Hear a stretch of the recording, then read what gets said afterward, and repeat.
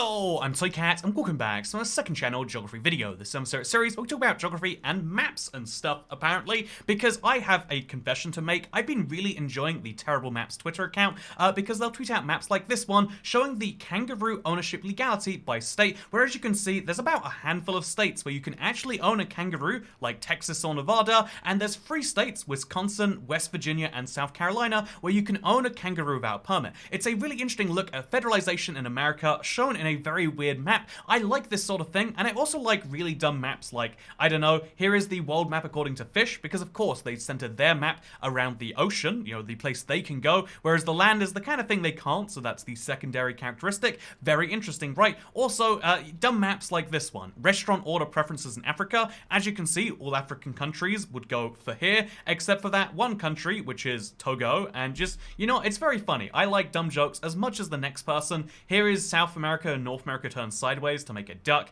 Here is the fatalities from texting and driving in 1960. They're very fun maps in lots of places, and I really did enjoy it. Like, here's a fun circle jerky one. Did you know Egypt is actually smaller than the United States, China, and Russia combined? I bet you didn't. Wow, this is so shocking. And again, I really enjoyed looking at so many of these things, and I'm glad that whoever's running this account is clearly enjoying doing so, but, you know, like, oh, look at this map for electricity consumption in Europe in 1507, but I do have an issue to take with it, because while looking through some of the maps, some of them are like, yeah, these are funny, this is a joke about countries that use month, day, year, but there's a little bit of a problem that I run into, which comes into maps like this, because if you enjoy maps, you should be able to immediately look at this viral, post that was shared around 2016, and immediately know why it's not true, and so, and in case you're curious as to why, by the way, or in case you're curious if you could believe me, this has been debunked by Snopes. Here is Snopes saying that the areas voted to leave the European Union in 2016 Brexit vote were the same as areas affected by mad cow disease in 1992. False. And there is so many things that should tell you as to why that is.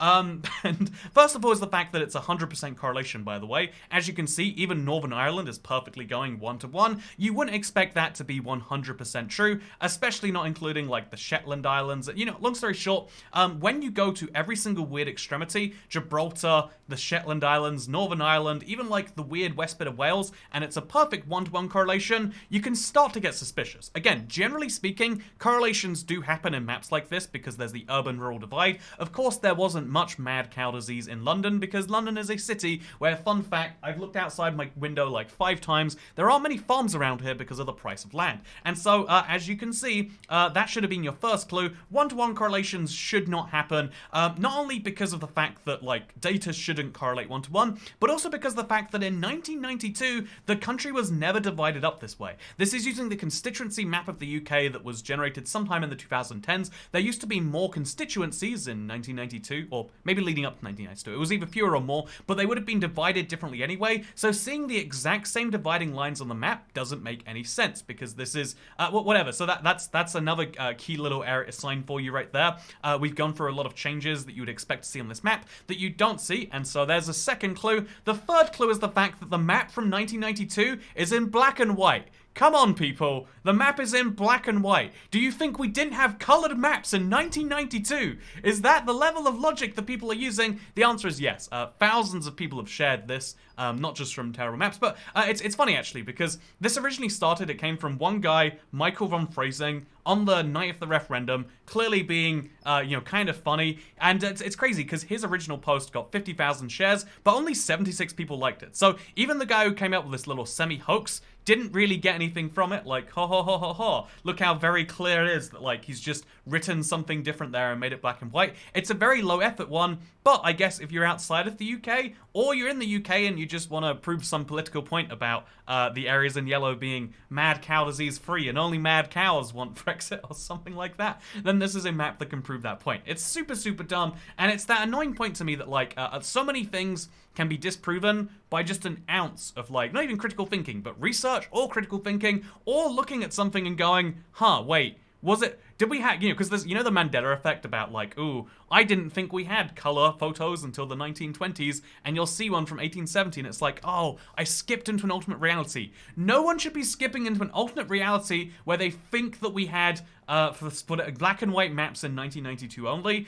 You should, even if you think this is just black and whiteized, it used to be different colors, isn't it suspicious that it's not showing its colors when it's exactly the same? Okay, you know, so many reasons why this is dumb. But you know what's funny, in my opinion, is so many of these maps are not just dumb for that reason, but also, for instance, here's, for those of you suffering from election fatigue, a map of all pubs in the UK. I've seen this shared a whole ton of times, and honestly, it seems incredibly accurate to me. However, recently I learned that this isn't true either. This is just a very easy to share map that says, yes, we love pubs in the UK, and I mean, it is true. We do love pubs in the UK, but I decided to fact check this one because it does seem a bit weird that there's like 4 pubs on the Isle of Skye. Is it? I think I called it Skye by mistake last time, so apologies. But there's 4 pubs on these islands, which doesn't see. This is Skye over here, and so I did a little search for pub, and as you can see, according to Google, there is only 2 pubs in these areas. Okay, there's a 3rd one over here. But interestingly enough, if you look at the 3 pubs on these islands, I think they're called the Western Isles. I don't talk about them enough. They look kind of like Argentina on its side, but small and made of more islands. Anyway, so if you look at these places right here, and you compare to that same map, you can see how actually this says there should be 3 on the southern islands and only 1 on the north. But there's 1 on this island, very far north, and then there's 2 over here, including the Old Barn Bar, by the way, which is all the way at the very, very north of the island. Very fun. Did you know it's LGBTQ plus friendly? I bet you didn't know that. But there is this this place right here, which looks like it's probably quite old. I mean, based on the fact that it's in a town called Cross, I can't imagine there's a huge amount of development. Do you think this pub appeared out of nowhere? It actually does just look like a house, but that's what pubs look like in the UK. Just trust me on that one. So like, yeah, this pub, all the way in the very north of Scotland on the Western Isles, is not shown on this map in the correct place, in my opinion. It's pointing way further down, right? Even more interestingly, in case you think that's kind of spurious, right? I'm not really proving anything. This is the island of Skye, which I've incorrectly pointed to before, but this is definitely Skye. Look at that label. And notice how there are 3 pubs. Oh, there's actually 4 pubs. There's 2 right next to each other. There's 3 in this one little town of Portree. Oh, Portree. Anyway, so as you can see, there's 5 pubs on the island of Skye. There is no way they've all opened since 2017, and as you can see, no pubs on this map. And so yeah, the funny thing is this map of all the pubs in the UK is wrong because it's undercounting pubs in the UK. Also, just as a fun thing, because you know what, this is what I do for fun. I think I decided to look into it because I was like, okay, maybe all of these pubs have opened in the last few years, or at least since that map was formed. It seems very unlikely that anyone is deciding to open a pub in a place like this, but this Charge place clearly opened in the last 10 years, so maybe the Stein Inn did too, for example. And so I looked into, one of the pubs around here. I looked into the Isles Inn, because again, it's got a 4.1 star rating and 1,293 reviews. Wow, it sure is popular. And looking into it, based on this website alone, you can tell that it is incredibly, incredibly old, right? I mean, look at this. Tell me you don't think this is accommodation. Yeah, is this a website you'd set up if you were making a accommodation in 2021? If you look at it, you can tell it's old as well because it's got 8 rooms. How do you have a pub with 8 rooms? I mean, you know what? Maybe 8 rooms is the norm, and I'm just used to mega hotel chains with like thousands. But whatever, you can see it's got 8 rooms, and then they're just like it's from £25 to £50 per person, and all of the rooms have Sky TV. That's exciting. And then you look at the TVs, and it's like, here is 100% definitive proof this is not a new pub. You cannot buy that type of TV in 2021 very easily. Like, I think people who play retro games do, because it's CRT, it's like the closest thing to 0 or infinite refresh rate. But looking at it otherwise, it's like, okay, so this is fun, this is great, but this clearly existed, and so this map is wrong because it's massively undercounting the pubs in the UK.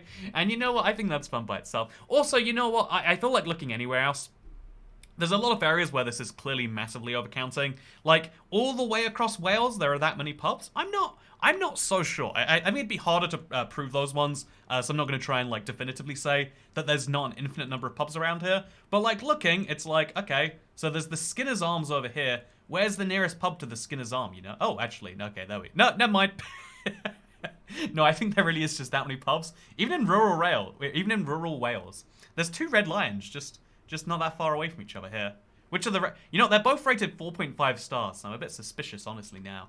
But yeah, as you can tell, my point here is that that if you check on something, notice how I checked it. It's like, oh, that's actually quite plausible that even the middle of Wales has that many. You know, today we learn something new every day, is what I'm saying. And so yeah, one of the other things I wanted to mention in this video, because you know, I could spend all day looking at weird pub websites, like what is happening here, you know, like little otter in the lock.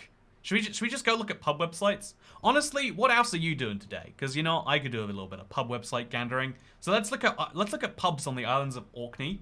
As you can see, first of all, there's 4 pubs here. So again, just to prove a point, there's actually 1 red dot on this map. There should be 4. This map is undercounting the pubs in the UK, and I will not stand for it. But if you want to go to example to the you see, this is temporarily closed. Maybe COVID shut that down. Who knows for sure? But if we look at, I don't know, the Oud Motor House. It's a very strange pub, actually. They don't even have a website. If we go to the Pomona Inn, they also don't have a website.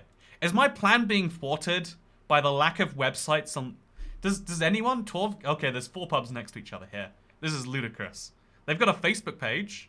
Okay, that's something, right? These guys... Oh, they've got an actual menu and everything. Oh, that's arguably not fully a pub. It's more of a restaurant. Okay, Torvalg. Yeah, Torvalg is a bar, but they don't have a... You know what? Today I learned, if you want to look up websites in rural Scotland, you're not going to have a fun time doing it. What about the... Should we do this all day? No, let's not. So before we go, I wanted to share... Because, you know, this map right here is a lot of people's attachment to this idea that, like, yeah, lots of things correlate perfectly, one-to-one. You know, mad cow disease is the reason people decide to vote for Brexit. Or what, you know, and it's, like, funny. A lot of people are sharing it and not realizing that's... what they're sharing. But, you know, something very interesting, if we dive into this, is like, it's called, I think it's called a spurious correlation. I learned about this recently. And did you know, like, because everyone's heard the fun thing of, like, did you know temperature, like, global warming is going up at the exact same time that the number of pirates is going down. But here is a fun list of correlations that are very, very high, despite being probably unlinked. For example, US spending on science, space, and technology goes up at roughly the same rate that suicides by hanging, strangulation, and suffocation. And it makes a lot of sense. Like, you might think these two things are unlinked, but think about it. The more America spends on science and technology, the more that trickles down into consumer technology, like Twitter, Facebook, all the other social medias, and the more social media there's out there, the more you realize what all of your peers are doing, and your own really depressing, precarious position in life, and maybe that causes you to get the rope out. You know, it's possible. Like, the number of people who drowned by falling into a pool clearly corresponds directly with films Nicolas Cage has appeared in. You know, this is fascinating, honestly, because, you know, when you see a movie that has Nicolas Cage in, I'm just saying, is there much reason to... you get what I'm saying here. Number of people who died by becoming tangled in their bed sheets and per capita cheese consumption. I'm just saying, I'm like 90 to 95% sure I'm lactose intolerant nowadays, and so if I eat cheese, very bad things happen that make people want to get out of their bed sheets at a alarmingly fast rate. I could see this being a human-wide trend. Makes perfect sense. Divorce rate in Maine, per capita consumption of margarine. This is a hard one to argue, because I guess, like, if people in Maine, you know, like, think about Maine, right? There is nothing you are doing interesting in Maine. If I search pubs in Maine, can I search pubs in Maine? You know what we find? Actually, there's a surprising number of pubs. But you know, what happens if you live in, like, rural Maine? If you live all the way in Jackman, or West Forks, or Greenville, or you live in the Highlands. I thought there were pubs in the Highlands. So can we search this area? Yeah, there is no pub in the Highlands. I guess this map was correct after all. Actually, I guess this shows a lot of pubs in the Highlands. Anyway, you're not leaving my dumb jokes aside. What are you gonna do in Maine? You're gonna go look at some pretty nature one time. Let me show you some pretty nature right now. Wow, isn't this nature pretty? Don't you like it? Isn't this interesting? I don't think this is nature, but it's a cute dog anyway. You're like, okay, nature's nice, and okay, that's all I've got. And so when you fall in love with someone, you know, what else? It's not like you've got interesting events where you're finding other people, and so you stay with them forever. And so the moment divorce rate in Maine goes up, oh, it goes down. Wait, okay, yeah, you know, I'm starting to think that this is a correlation and not a causation. What about you, internet? Anyway, whatever. I could point out maps that are fun all day, point out maps that aren't fun. I just wanted to share a Twitter that I really enjoyed, but just with the heads up of, like, hey, did you know sometimes it's a dangerous thing? Coldest season of the year. Here's a funny map. Here's a funny map showing Portugal is actually smaller than Spain. These are all very funny. I enjoy it a lot. Don't get me wrong, map of the Earth if there was no land. But just like with everything else in the world, did you know you should be cautious? Or maybe you shouldn't be. Maybe this was a dumb video just talking about pubs. Should we go back to pub websites? Let's go back to pub websites. Okay, thank you very much for watching this video. I hope you all enjoyed, because I'll see you all at the Stress-Free Moose Pub in Greenville, Maine. Goodbye.